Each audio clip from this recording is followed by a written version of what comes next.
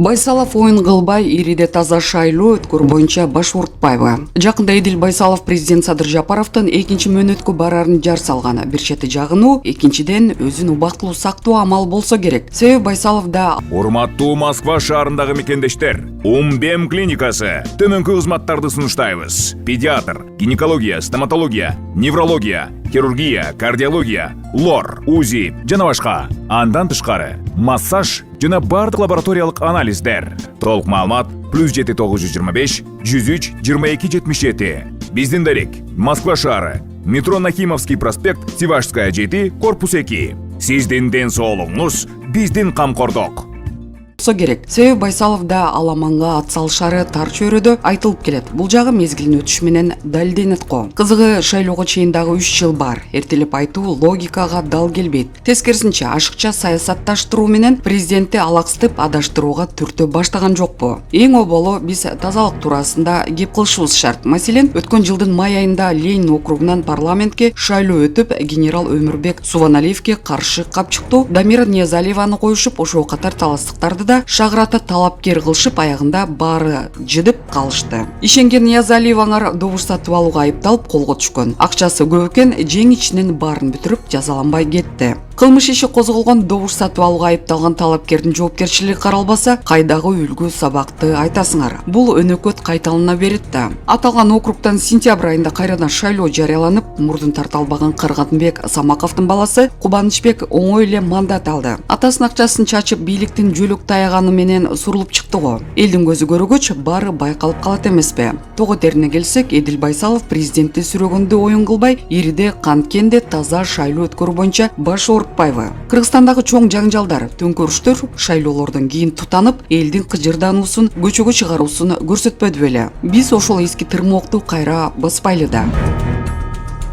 Өзгөчө кырдаалдар министрлиги эскертет, Казакстан аркылуу Россияга сапарга чыкпай туруңуз. Өзгөчө кырдаалдар министрлиги кыргызстандыктарга Казакстан аркылуу Россияга сапарга чыкпай турууну сунуштайт. Казакстан өзгөчө кырдаалдар министрлигинин берген маалыматына алайык, 8 февралда аба ырайы кескин өзгөрүлүп, Самара Шымкент унаа жолунун айрым жерлеринде кар күрткүдөн улам унаалардын өтүүсүнө кыйынчылык жаралган. Кызылорда жана Түркистан шаарларына жакын тилкелерде унаа жолу толугу менен жабылган. 9 февралда Актөбе облусунун Кара Бутак айылынын Хромтау шаарына чейин жеңил унааларга жол ачылган. Шаардагы номер 3 жана номер 5 орто мектептеринде ачылган жылынуучу пункттарда жолдо калган жарандар тамак аш менен камсыздалып жайгаштырылган. Учурда Казавтожол АКынын жана Казакстандын куткаруучулары жолду ачуу боюнча иш алып барууда. Мындан улам Кыргызстандын өзгөчө кырдаалдар министрлиги кыргызстандык жарандарды Казакстан аркылуу Россияга жана Казакстан аймагына убактылуу унаа менен баруудан карманып турууга чакырат. Маалымат булагы Ком пресс.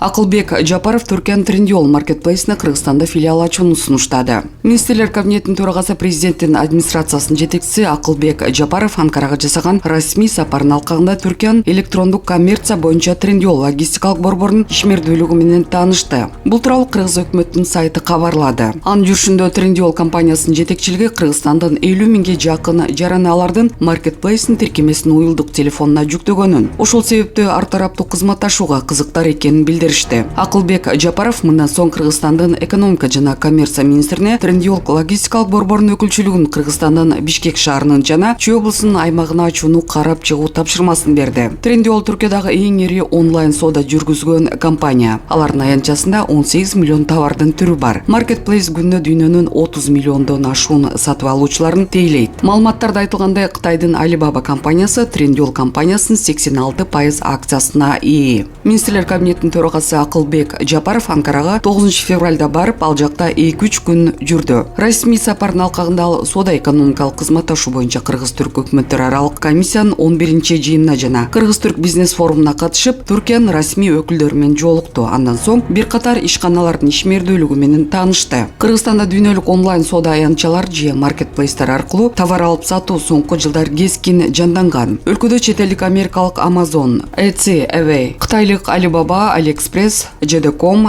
Taobao, Pinduoduo, түркиялык Трендиол жана орусиялык Валберс, Озон, Яндекс.Маркет маркетплейстери колдонулуп келет. Маалымат булагы Азаттык. Сүйүнүчтүү кабар. Боор оорусуна чалдыккан Фатиманын операциясы толугу менен төлөндү. Социалдык тармактарда бет капчан киши деген ат менен белгилүү адам бул жолу кыргызстандык 17 жаштагы Ислам аттуу жигитке жардам берди. Буга чейин Ислам менен Фатима 7-каналга маек берип, кайрымдуу кыргыз элинен жардам сураган. Ислам апасы жана 5 бир тууганы менен бир бөлмөлүү ижарага алынган батирде жашашат. Апасынын жүрөгү оорулуу, ал эми анын карындашы Фатима боор циррозуна чалдыккан. Ал карындашынын оорусун укканда эле мектепти таштап, акча табуу үчүн иштеп баштаган. Ислам Фатимага донор болот. Операция Түркияда 14 февралда жасалат. Учурда Ислам менен Фатима ооруканада. Бет капчан киши Фатиманын операциясынын акчасын толугу менен берип, мындан тышкары батир белек кылды. Ассаламу алейкум. Ислам, да? Алейкум ассалам. Да.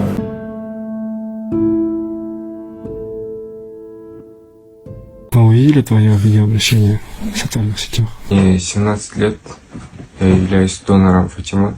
2 года назад сестра заболела циррозом печени. Бросила школу, начала работать. Врачи сказали, пересадка печени срочно. Живем здесь, на 6. Дом однокомнатный, не наша. Сколько надо собрать? Собрали меньше половины. Осталось 32 тысячи долларов собрать. Показатели растет каждым днем. Времени мало. Когда человек искренне просит у Всевышнего, делает все, что от него требуется, то Всевышний непременно не оставит этого человека. Здесь полная сумма операции. Закрываем аждар. А также вот представлю обладателя квартиры.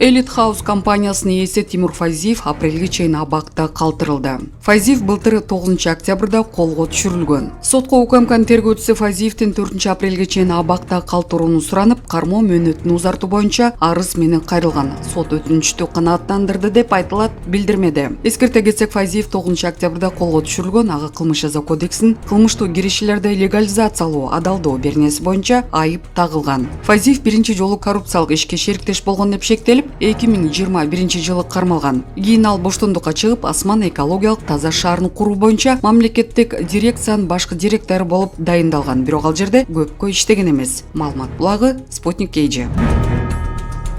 Жапаров Түркияда ооруканада жаткан кыргызстандыктардан кабар алды.